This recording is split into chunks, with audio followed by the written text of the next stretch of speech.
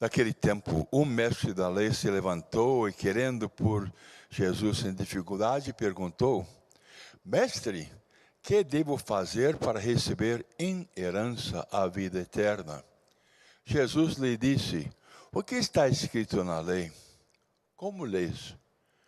Ele então respondeu: Amarás o Senhor teu Deus de todo o teu coração, de toda a tua alma, com toda a tua força, com toda a sua inteligência, e ao teu próximo como a ti mesmo. Jesus lhe disse: Tu respondestes corretamente. Faze isto e viverás. Ele, porém, querendo justificar-se, disse a Jesus: E quem é o meu próximo?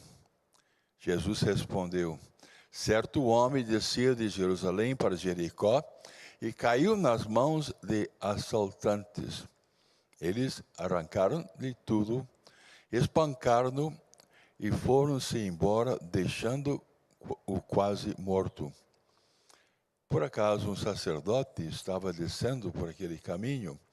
Quando viu o homem, seguiu adiante pelo outro lado. O mesmo aconteceu com um levita. Chegou ao lugar, viu o homem e seguiu adiante pelo outro lado. Mas um samaritano que estava viajando chegou perto dele, viu e sentiu compaixão.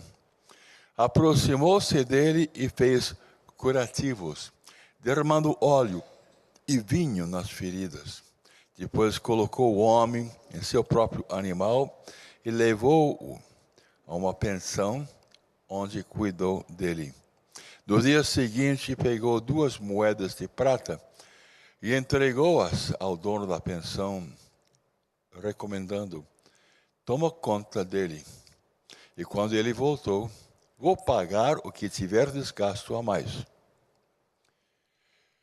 E Jesus perguntou: Na tua opinião, qual dos 3 foi o próximo do homem que caiu nas mãos dos assaltantes? Ele respondeu: Aquele que usou de misericórdia para com ele. Então Jesus lhe disse: Vai e faze a mesma coisa. Essas são as palavras de salvação. Glória a vós, Senhor.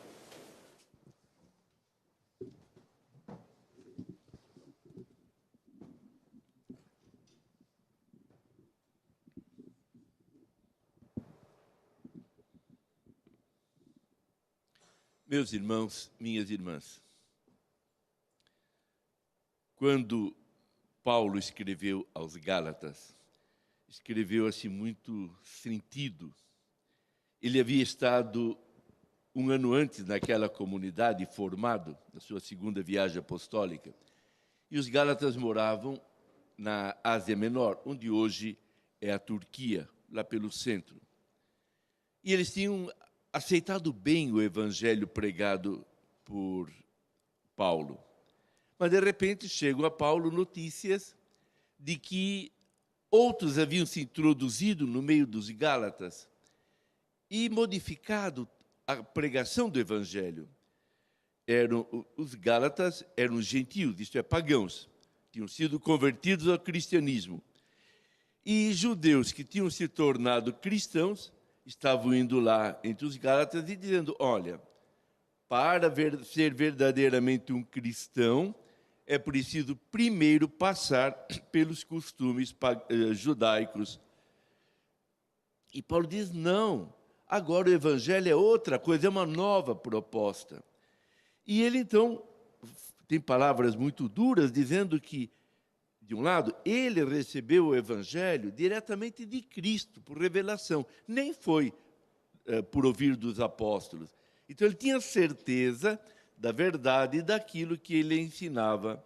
E que se alguém ensinasse diferente, não poderia ser aceito. Isso que aconteceu com os Gálatas serve como advertência para nós. Muitas vezes as pessoas se perguntam: mas por que a igreja insiste em certos ensinamentos? Afinal, estamos no século XXI, terceiro milênio. Não seria melhor para a igreja adaptar-se aos novos tempos, diminuir esse impacto e essas exigências. Por exemplo, a igreja continua ensinando que o casamento, segundo o Evangelho, segundo o plano de Deus, é entre um homem e uma mulher. Continua ensinando, e muitas vezes fala sozinha, que a vida deve ser preservada desde o primeiro momento da concepção até o seu ocaso natural. A igreja, e ontem ouvimos isso na palavra de Deus, continua ensinando que aquilo que Deus une, o homem não separe, que o divórcio não é algo assim que está no Evangelho. Então a igreja continua ensinando tudo isso, muitas vezes, contra tudo e contra todos. E daí a pergunta, será que não seria melhor acalmar, adaptar-se aos tempos? A advertência de Paulo vale para nós hoje. O Evangelho não é nosso. O Evangelho é de Cristo. A missão da igreja é pregá-lo, anunciá-lo, em nome do Senhor e com fidelidade. E é isso que dá segurança à nossa vida, segurança de estarmos em comunhão com o Senhor. E o Evangelho, ele vai sempre ao coração daquilo que é essencial, como vimos naquilo que acabamos de ouvir lá do evangelista Lucas.